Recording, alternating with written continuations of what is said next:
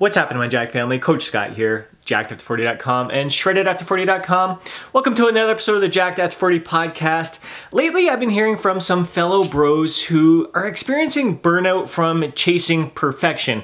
A lot of it comes down to either comparing themselves to others and trying to chase perfection when it comes to the appearance of their physique, and also in the form of trying to optimize every little detail of their life, and really it consuming them and taking away from some of the joy of this experience. And even when it comes to trying to optimize all these little details of their lifestyle in order to improve their physique and get lean after 40, they're comparing their lifestyle to the lifestyle of others out there. And any kind of comparison game, whether it comes to appearance or lifestyle, it is a recipe for disaster. So I'd really love to know if you can relate to any of this as we're going through this conversation here. Please drop a comment down below and share your thoughts, insights, and feedback. First of all, this Jacked After 40 lifestyle is about living your life to the fullest. It's about looking your best, feeling your best, moving through life with zest and vitality. If what you are doing to improve your physique is adding stress for your life, it's taking away from any enjoyment of your life, you really need to evaluate what you're doing and make some changes to bring you back into a form of balance that is going to not only allow you to achieve your physique goals, but gain the greatest joy from this overall experience. Chances are, if you're watching this channel, you have a higher standard for yourself, and that is a great thing when it's done so in a healthy way. When you're focused on your own true personal potential, your own personal growth, your own personal self-discovery. That's what it is all about. It's not about trying to be like anybody else, live like anybody else. It's all about living your best life. Only you know what is truly best for you, what brings the greatest joy to your life. So it really requires a lot of self-reflection rather than looking elsewhere at what others are doing in order to live their best life. Because again, you just don't know. People oftentimes will put out the best versions of themselves, and you don't see what's going on behind the scenes. You don't see the battles and the struggles that they're dealing with. On the surface, it looks like they are living this incredible life full of zest, vitality, living their life to the fullest, but you just don't know what's going on behind the scenes. I know a lot of other physique coaches out there that are just run into the ground. Like they talk a good talk, they're not walking the walk out there. Their life is a disaster, and they don't share that kind of stuff. That's why I like to keep it real. My life is far from perfect. I share the downs as well as the ups. Lucky for me, maybe for the most part, things are pretty damn good most of the time. But I do like to share the ups and the downs and share my flaws, share the challenges that I face, because we're not perfect. We shouldn't be striving for perfection. It is all about chasing our best selves, the best version of ourselves, and not the best version of someone else. And I do find with many of us men over 40 who have a higher standard for ourselves and are striving for our true potential and are trying to squeeze out every last bit of like gains and energy and anything we can do to just optimize our lifestyle, we tend to gravitate towards the minutia, like the articles and the videos that deal with the little life hacks out there, where it's hacks to improve the quality of your sleep, hacks to like morning routines, the best way to start your day, the best way to wind down your day, the best pre-workout meals, the best post-workout meals, like all the different little, whether it's like light blue blocking glasses and infrared lights and just all little different things to improve our recovery, different little massage techniques and foam rolling techniques and just all these different little variables to allow us to perform our best and move our best, feel our best, recover our best, sleep our best. All these little things, we're trying to eke out all the little things, and that is, again, it's a fantastic thing as long as it doesn't add stress to your life. It doesn't take away from the joy that this experience is supposed to be all about. I am all for doing things to improve your sleep, but if it's really interfering with your family life, that's not a good thing. I mean, that's the other thing. Like, people will, when we're talking about the comparison game, they may look at my sleep routine where I'm like, electronics are off like 2 hours before bedtime. I'm winding down. I'm doing some self-massage. I'm enjoying a sunset, read a book, listen to a self-meditation audio, and then I'm in bed early and making sure that I get at least 8 hours of quality sleep each and every night. It's easy for me. I've got adult children and I live alone. So it's very easy for me to kind of go based on my own personal schedule. Now, things could very easily change when I find a female companion. I meet my partner in crime out there, and maybe they're someone who doesn't have the same kind of sleep pattern as me. Maybe they're not an early to bed, early to rise person like me. How am I going to compromise in that situation? Because spending quality time with a life partner adds joy to your life. That's part of the overall experience. And you don't want to be saying, I've hardly seen you today. I got to go to bed. Sorry, it's all about, I got to optimize my sleep so I keep my male hormones in check and I can have a great workout tomorrow and I have the best focus possible. Like, no, you've got to make some compromises in those situations so you experience those other joys. Life isn't all about our physique. It's not about looking, like dialing in the appearance of our physique all the time. It is about living an incredibly healthy lifestyle, again, full of zest and vitality, but it takes up all aspects of our life beyond just our weight training and our nutrition, all that stuff. It's the relationships that we have with others, and you don't want your little trying to dial everything in to eke out just the tiniest of extra little gains, the extra little bit of potential there to interfere with your relationships. Like, that's not a good thing. So don't be looking at my current situation, my current lifestyle, thinking, I gotta be just like Scott. I gotta follow this routine in order to optimize my hormone health and feel my best, perform my best, have my best focus and clarity, because my lifestyle, chances are, is different from you. If you're a single bro like me and you've got like no other obligations, yeah, sure, try to mirror some of this stuff, but only, again, do it if it suits you and your lifestyle. I personally love early to bed, early to rise, but like I said, again, I'm open to change as well. It's all kind of going with the flow for me. When it comes to weight training, you can find some articles out there that will talk about the best time to work out if you want to optimize your gains is to work with your own personal circadian rhythm and all that stuff. And again, sounds great and it may be helpful. It may allow you to eke out these tiniest of little bit of gains, but for many of us, that perfect timing may be like midday when you're in the middle of working and you can't get out of work and to do that. Or again, it could be a time where it's the ideal time to be spending with your family or your friends. So just a lot of times it's the what's going to be optimal for you isn't going to necessarily be what you read in an article. Oh, everyone who timed their workouts based on their circadian rhythm experience the best results. You're going to experience the best results by following a workout plan, a workout schedule that suits your lifestyle personally. It's all about whether it comes to your weight training, whether it comes to your nutrition, when it comes to your sleep patterns, when it comes to the meal times, all that stuff. It's all based on your personal preference. Don't try to optimize your lifestyle based on a study, based on an article.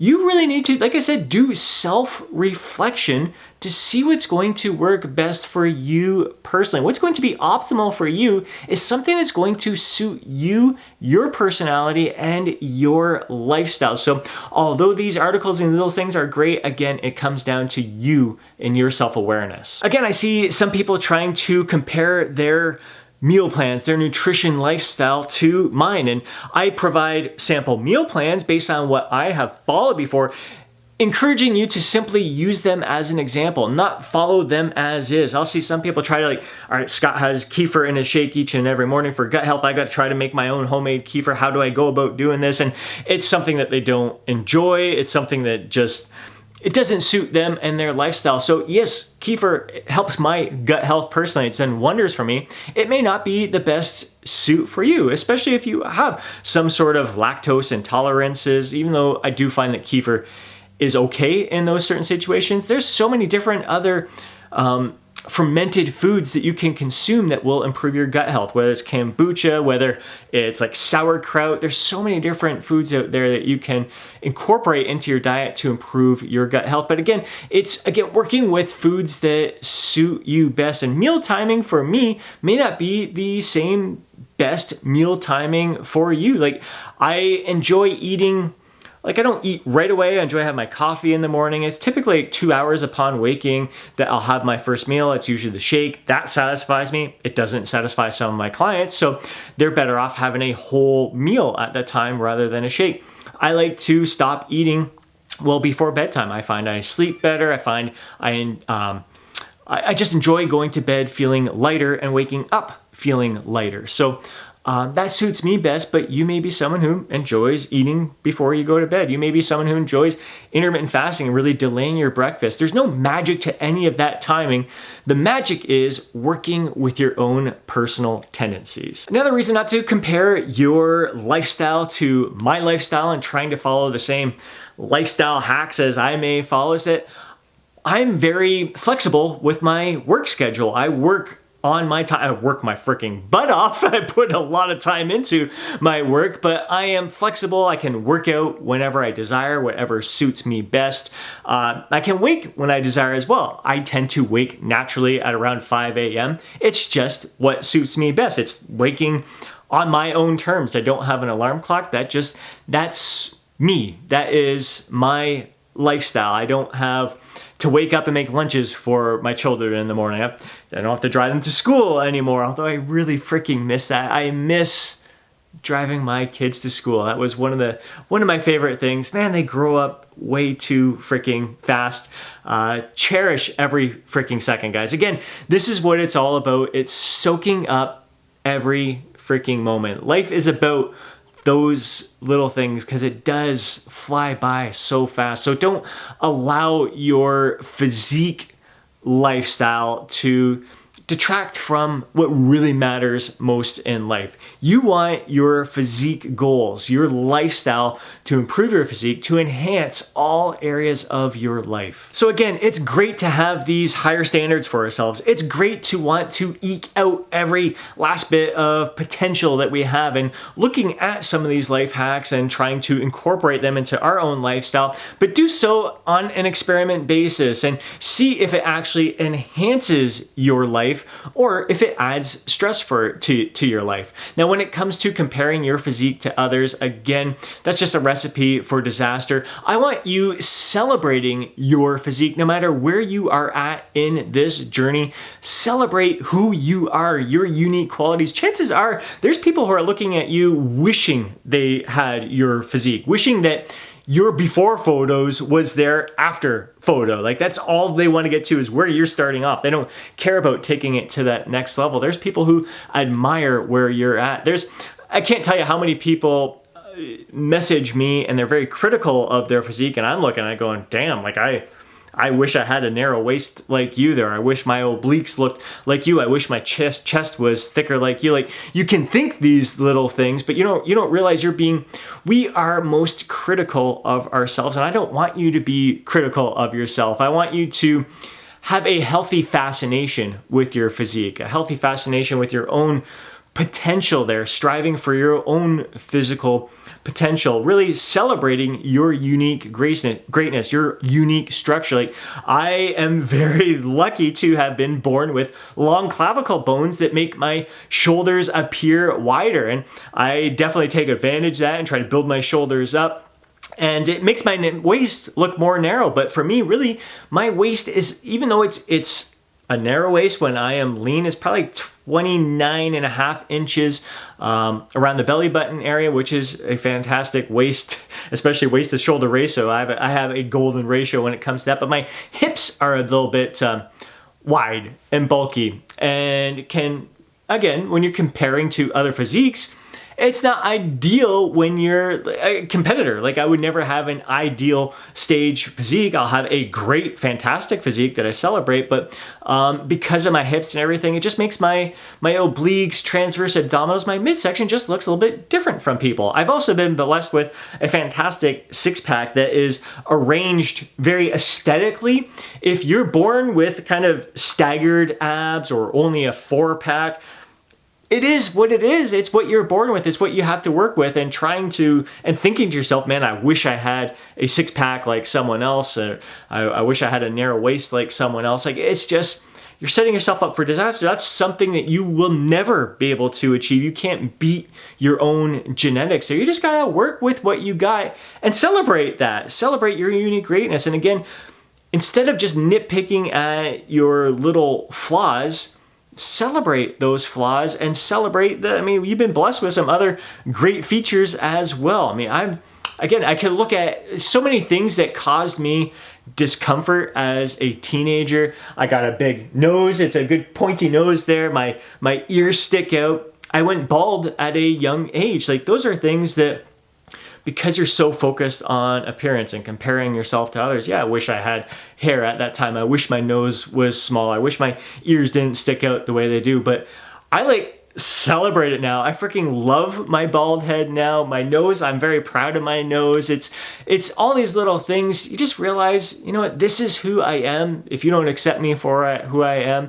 if you're judging me based on who I am, then that's on you. I celebrate myself. I love myself. I love all my little flaws. I love my scrawny little calves that I continue to build up. Like, I appreciate there's so much I am learning from this journey of building up my calves so slowly, because it's required focus and effort, but I've enjoyed the process. Again, I accept where I'm at. I accept my genetic limitations.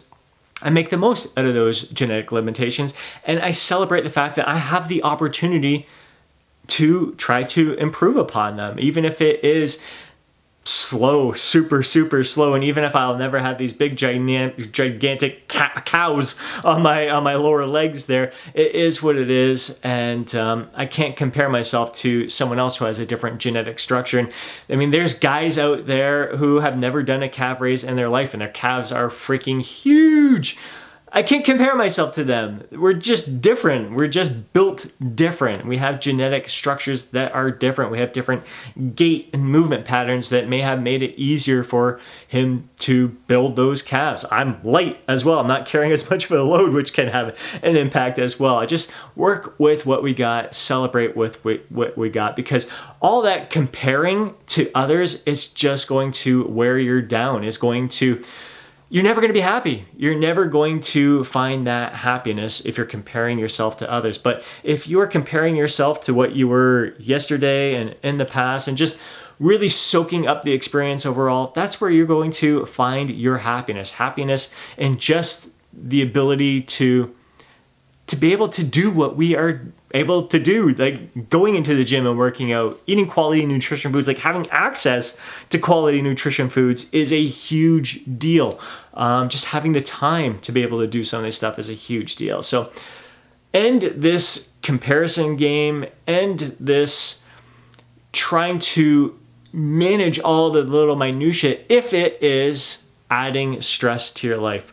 Anything that is adding stress, you need to take away, because that managing your stress is a key in addition to sleep. I'd say the two greatest keys in allowing you to live your best life, to improve your physique, to improve your health, to improve your quality of life. Managing stress and sleep should be your top priority. And don't turn this lifestyle into an added stress.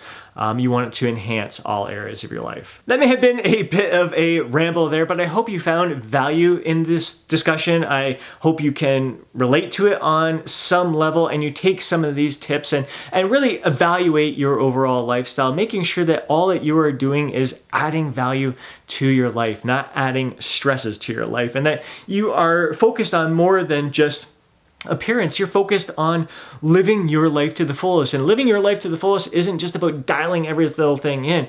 Living your life to the fullest it's just so much greater. It's about, again, like I said, relationships and really soaking up life around us, this incredible journey that we are on. So again, before I get on another ramble there, I do hope you enjoyed it. If you did, please do me a favor and smash that thumbs up button. I'd really appreciate it. If you know a fellow bro who would benefit from listening to today's podcast, do him a favor and share it with them. Again, I'd love to hear from you down in the comment section below. And before you go, don't forget to download your free guide, Jacked After 40.